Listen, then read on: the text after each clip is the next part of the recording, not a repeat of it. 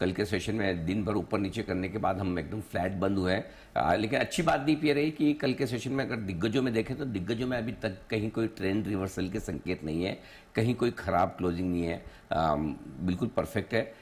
Broader market में दिक्कतें थी हैं और लगता है अभी एकदम से जल्दी से खत्म नहीं होगी। तो कैश मार्केट के स्टॉक्स में स्पेशली वो स्मॉल कैप से भी थोड़े जब आप माइक्रो कैप की तरफ जाने लगते हैं वहां पर थोड़ी सी समस्याएं हैं।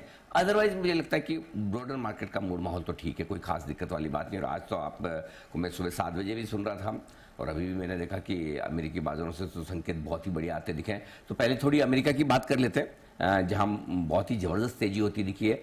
टेक शेयरों ने बड़ा जोश भरा। वैसे एक इंटरेस्टिंग चीज है दीप जो हमें डिस्कस करनी है, दो डेटा महंगाई के, अमेरिका के भी और हमारे भी। तो मुझे लगता है दोनों ही बड़े इंटरेस्टिंग डेटा आए हैं। बिल्कुल सर, और दोनों में अगर आप देखें तो थोड़ा अनुमान से ज्यादा आते हुए दिखे हैं। वैसे अमेरिका में देखें 3.1% पर महंगाई स्थिर रहने का अनुमान था, उसके सामने 3.1% से बढ़कर 3.2% पर आई है।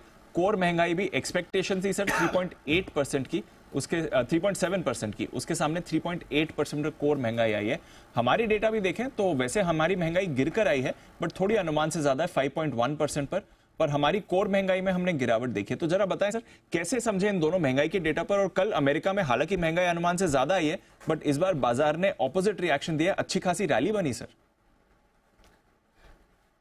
थोड़ा सरप्राइजिंग था अमेरिकी बाजारों की इतनी तेजी का रुझान, क्योंकि आपको याद होगा कि पिछली बार खाली है ना 0.1% महंगाई दर ज्यादा आने पर अमेरिकी बाजार एकदम जोर से घट गए थे। मुझे अच्छे से याद है 500 साढ़े 500 पॉइंट डाउ घटा था। तो कल मैं ये जब महंगाई के आंकड़े देख रहा था मैंने कहा अरे ये तो गया लगता है। मतलब जिस तरह के डेटा है, अमेरिका वाले तो बड़े सेंसिटिव है महंगाई को लेकर, और स्पेशली जब आपको जून में ब्याज दरों में कटौती को लेकर बहस करनी हो तब तो ये डेटा वैसा नहीं है कि आप ब्याज दरों में कटौती की उम्मीद करें। लेकिन कल आईटी शेयरों ने कमाल कर दिया वहां पर, और मुझे लगता है पूरी की पूरी तेजी जो बनी है वो आईटी शेयरों की वजह से ही बनी है। और कल नैस्डैक ने तो जबरदस्त उछाल दिखाई और उसके दम पर डाउ भी दौड़ गया।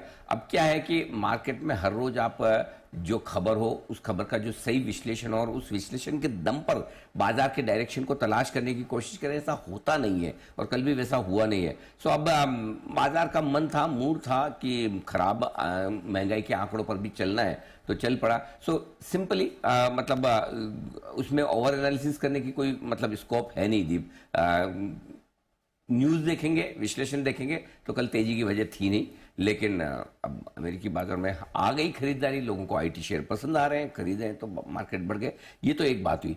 दूसरी बात हमारी महंगाई के आंकड़ों की। हमारी महंगाई के आंकड़े भी थोड़े से ज्यादा आए उम्मीद से, और आईआईपी के नंबर थोड़े से कम। लेकिन अच्छी बात क्या है? अच्छी बात है कि हम है ना महंगाई के आंकड़ों पर उतने सेंसिटिव नहीं है मार्केट के लिहाज से जितने कि अमेरिका के बाजार है। अमेरिका के बाजारों के लिए 10-10, 20-20 बेसिस पॉइंट बहुत बड़ा हो जाता है। हम लोग है ना थोड़ा कूल है इस मामले में, हमें इतना फर्क पड़ता नहीं है। 10-20 बेसिस पॉइंट उम्मीद से कम ज्यादा आ गई कोई बात नहीं।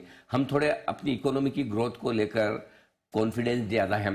दूसरा ये कि हमारी महंगाई को लेकर हमें पता है कि शायद हम उतने बहुत ही क्या कहना चाहिए परफेक्ट ढंग से आंकड़े इकट्ठे नहीं करते हैं, इसलिए थोड़ा सा मार्जिन ऑफ एरर रखते हैं। सो उस हिसाब से मुझे लगता है कि इकोनॉमिक आंकड़े अगर हमारे देखेंगे तो महंगाई हमारे भी थोड़ी सी उम्मीद से ज्यादा आई है। आईआईपी इंडस्ट्रियल प्रोडक्शन के आंकड़े थोड़े से कम आए। तो डेटा के फ्रंट पर कल चाहे लोकल हो चाहे ग्लोबल हो, कोई बड़ी राहत वाले या आप यूं कहें कि कंफर्ट देने वाले संकेत नहीं है। लेकिन ठीक है, ओवरऑल अगर आप सिर्फ हेडलाइन देखते तो हेडलाइन तो क्या है, अमेरिका के बाजार भागे। हेडलाइन क्या है? जो थोड़ा आप निकाई को छोड़ दीजिए, शंघाई को छोड़ दीजिए, बाकी एशियाई बाजारों में मजबूती है तो एंजॉय कीजिए। ग्लोबल मार्केट थोड़े मजबूती के मूड में है तो वहां से संकेत हम नेट न्यूट्रल से हल्के से पॉजिटिव लेकर चलेंगे।